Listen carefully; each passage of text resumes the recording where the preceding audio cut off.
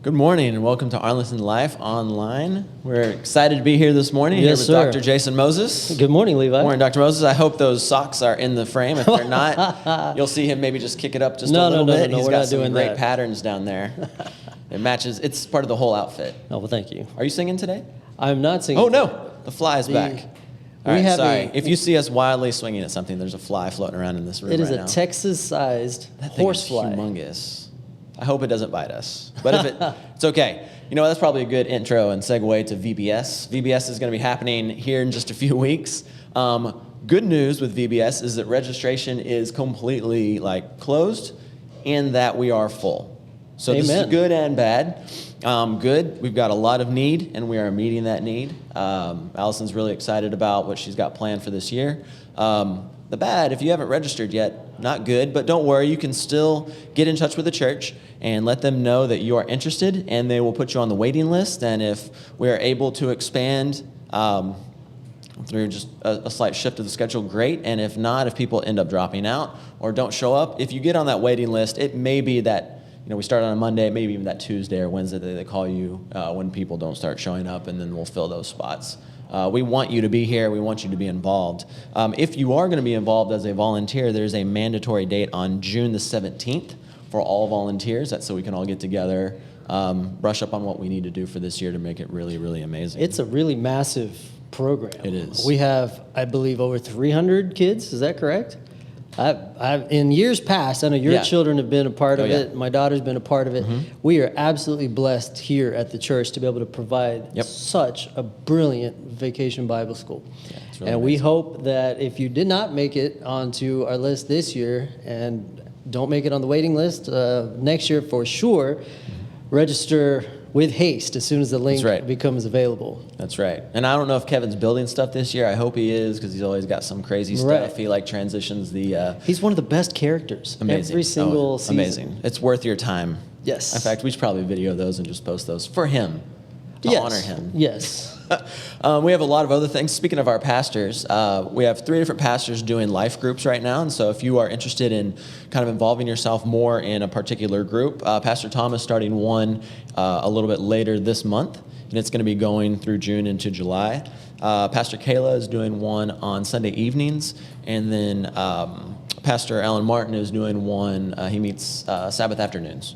And so he's got those life groups. They are available. If you need information on that, we really would like to push you as much as we can to Arlington Life Online. It's our online weekly email, and it has all of our stuff posted. I was flipping through that last night, just kind of brush up on everything, and it took me at least 15 minutes to go through everything, and I scrolled all the way to the end. It was fascinating just to see how many different ministries are really kicking back into full 100% ready That's to right. go. That's right. There's a lot of different things going on. And speaking of that, Mindy actually had a question this week, and she was asking for some feedback on that.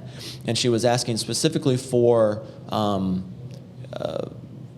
what can we do as a church to help you better know what's going on as far as announcements. And these are the happy announcements: weddings, showers, baby showers, things like that.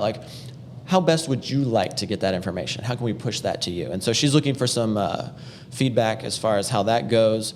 The other big thing we have going on as we kind of go into June, and again, expansion of our ministries, either to something larger or back to where we were, which is Revive ministry. Revive is back indoors. Thank goodness. We are Texas folk, and we do not go outside in the summertime if we don't have to, especially to the parking lot. That is what we try to avoid at all costs. And so we are back indoors. It's not completely put back together downstairs yet. This is the damage from our winter storm that we had and the pipes bursting and all of that. We are almost back to 100% downstairs, but even if we aren't completely like all the paint and everything is up, we are still able to operate down there. There's still some things we're waiting for, refrigerators, freezers, things like that, but we are still able to do it from indoors, which is such awesome. a blessing, this whole Revive ministry. And it has exploded into various other subsets of the ministry. And it used to, just be a little bit about food. But now Revive Restored is now open. And for those of you who may not be familiar with it, Revive Restored is the free clothing store. And now we are back open for that. Of course, like Levi said, there was some repairs that were being conducted. But we're open for all donations of all ages clothing. Is that correct? Correct. I was thinking earlier, if now we're getting ready, for summertime, if children who may have outgrown some of the winter clothing, those would be perfect to drop off right now for the ensuing season. That way we're set up for anybody who might need those particular clothing for next season. So Revive Restored is open. Do we know how they do they bring it here to the church? How do you know? That's a great question. I don't actually know that. I know that in order for you to receive the clothes, you need to sign up, and then it is open while the food pantry is open. And so that's one of the other things you can do, is even if you don't have some clothes that are available right now, you can still go through the process of kind of walking someone through that with them and helping them sign up. And I think they are open via appointment. Correct. On the food pantry days from 10 a.m. to 2 p.m. Correct. So once again, if you want to participate in the Revive Restored for the clothing, it is via appointment on the food pantry days from 10 a.m. to 2 p.m. Right. And I know what they are in need of right now. I don't know about the clothing part of it, but they are definitely in need of linens and bedding. That's something that, it's kind of somewhat a seasonal thing. All right. Not so as much again, as clothing, spring cleaning, but it's something if we're changing out the bedding and linen, we would definitely appreciate that. Homeless ministry, Revive Homeless Ministry is looking for Bibles, specifically Spanish Bibles. Any Bibles will do, though. And the food pantry is looking for a few items, rice, beans, and then diapers. Diapers of any size would work. It's nice that when people kind of come through and get their food, sometimes I will say, hey, do you happen to have any diapers? It's nice to be able to throw that in on top of. Because that's a big time financial burden that people struggle with. Our new pastor, Pastor Heidi Jackson, she is in charge I like saying that. Say that one more time. Pastor Heidi Jackson. Yes. She's our new pastor on staff here at Arlington Seventh Adventist Church. She is in charge of the whole Revive program, and we are definitely looking for volunteers. So if you would like to assist in that program, I am sure she would love your help. If you can contact her or any of the pastoral staff, that would be great. Again, we're so happy to see you this morning. We're going to cut to a quick video, and then one of our other ministry leaders, Jameson Francis, is going to be sitting right here and talking to Jason for a little bit, talking about his life and experience here at the Arlington Seventh Adventist Church. So good to see you this morning. Fast-breaking developments in the coronavirus emergency in the U.S. The eating an early morning nightmare. The government did this to us. We were normal, good, law-abiding citizens. The situation here in Santa Monica, California is very fluid. You can see police here.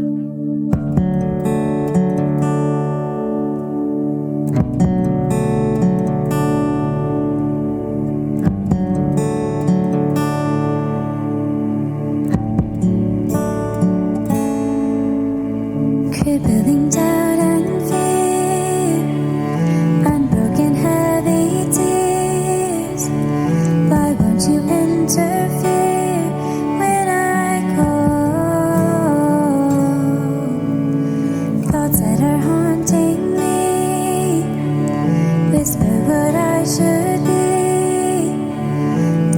so I can see when I fall. In the waiting, I need your light. When I question, I know you're right. In your love, I am satisfied. I am yours. I am standing in your righteousness. Through your eyes, I see I am blessed. In your arms, I will find my rest. I am yours.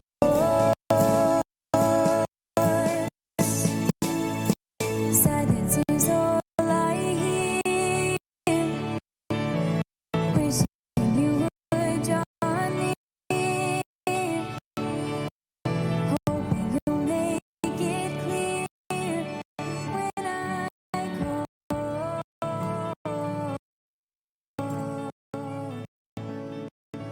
Looking up to the sky, answer my question why. Will you be by my side when I fall? In the waiting.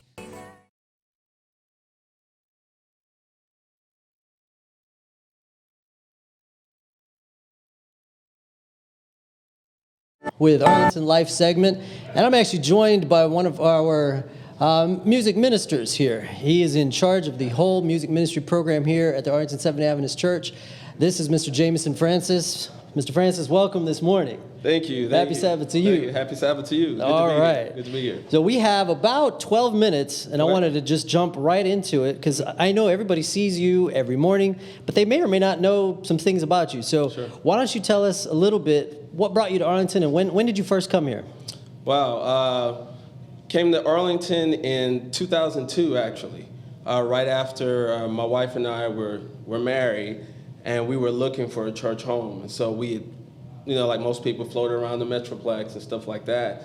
And we landed on Arlington, and I was really drawn to the church just because it reminded me of a lot of my home church down in Houston. Very ethically diverse and stuff. Very a lot of programming for the kids, and so we were really thinking like, hey, this is where we'd like to put our roots down and raise our kids and stuff like that. And so that's kind of the long and short of it. Okay.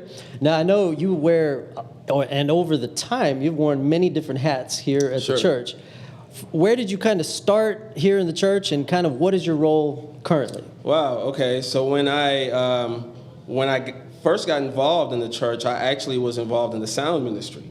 Actually, Mr. Ryan Gill and I started the same weekend, actually, and I was actually running sound for YG. And that's how I got involved in just kind of helping out and stuff like that. And the way I got into the music ministry was interesting. Greg Battler, who was one of our pastors, who's no longer here, he was over the YG music ministry and happened to be out of town, was going out of town one weekend, and somehow or the other, they found out I played or whatever. So he said, hey, can you fill in for me while I'm out of town, whatever you're playing with, with the band. I was like, all right, cool, and so I filled in that one weekend, and then at the end of the weekend, they were like, dude, we need you in the band, and that's where it's been. So I've been in the music ministry pretty much ever since. And then what ended up happening, fast forward some, we had some transition from Pastor Mike and Pastor Gail. Several pastors transitioned out kind of fairly around the same time. And then Pastor Kevin came to me and said, hey, I need your help with something. Can you facilitate the music ministry while we kind of figure out kind of where things are going to go, just because we had so many pastors that transitioned out, including our music pastor. And so that's kind of what happened. And so I was kind of interim music director for a little bit, and then the church actually officially created a worship director position. And you went through the interview process, and here I am as his music director 10 plus years later. Wow, that's a long time. Yeah. And we've enjoyed it, and we appreciate all that you do for our church. Appreciate it. Now, Mr. Francis, may be in music here at the church, but professionally he does other things, and he is extremely educated. Why don't you give us a little bit of background on your many degrees and what do you do professionally? Okay, well, my degrees, I have an undergraduate degree in psychology with a minor in religion, and then I have a MED, a Master's of Education in Counseling, and I also have a second master's, MAWL, in Master's of Arts in Worship Leadership. And so I got my MED from Tarleton State, my second master's from DBU, Dallas Baptist University, and my psychology degree from Southwestern Adventist University. What I do professionally is that I am a mental health therapist, and I've been doing that, for well over 20 years, and I've done it in a variety of settings from being in the school system, I've been in private practice. Currently, I work for an agency, Communities and Schools, where we actually go into the school and we do mental health counseling with adolescents. And so that's what I do right now with high schoolers. Okay, that's great. And I'm sure you've been a blessing to all of the students that you've come in contact with for many years. That's great. Good work. In your position as music minister of Arlington, there has been a significant amount of growth since Pastor Gale, even before Pastor Gale, and there's been several people before you in this time frame here. Tell us a little bit about the growth of the music ministry here at the church in the last 10 years. Wow. It's really evolved, and I definitely have to pay homage to Pastor Gale, because she really laid the framework and the groundwork for our music ministry. And actually, I learned a lot from her, just sitting under her and watching as she did worship leading and how she interacted with the band and the people. And so I learned a lot from that. But I've seen I saw our growth really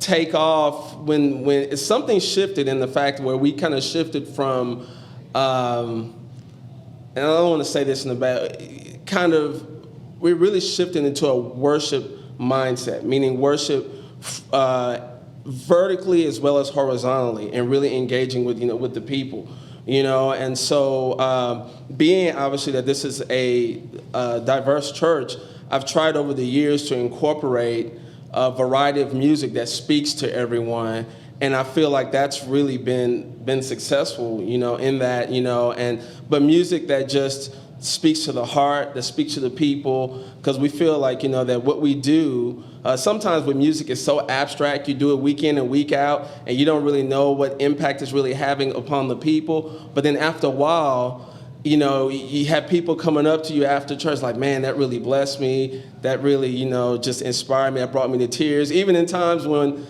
maybe we felt like our set musically as musicians wasn't the greatest set that day, we maybe had some issues here and there, but it's really been, the growth has been phenomenal, just in the people and seeing them really lean into not just the music aspect of it, but I think the worship aspect of it. And I think that's what's really created a lot of growth, and again, none of this would be possible if it wasn't for Pastor Gale. I owe a lot to her. Very good. Now, if you're joining us for the first time, Arlington Church has a very eclectic music program. We have several services. Our first service, we do a hymn section for our music led out by chorister. And our younger generations service is a little bit more contemporary. That's a great word to use for that. And then our third service is more blended. Mm-hmm.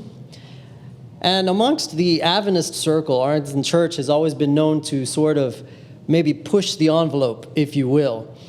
How do you respond to a potential individual who says, hey, I think your worship set or praise and worship is a little too over the top? How do you respond to that? And does that offend you to hear maybe that type of criticism? Oh, well, I've actually had that happen to me before. And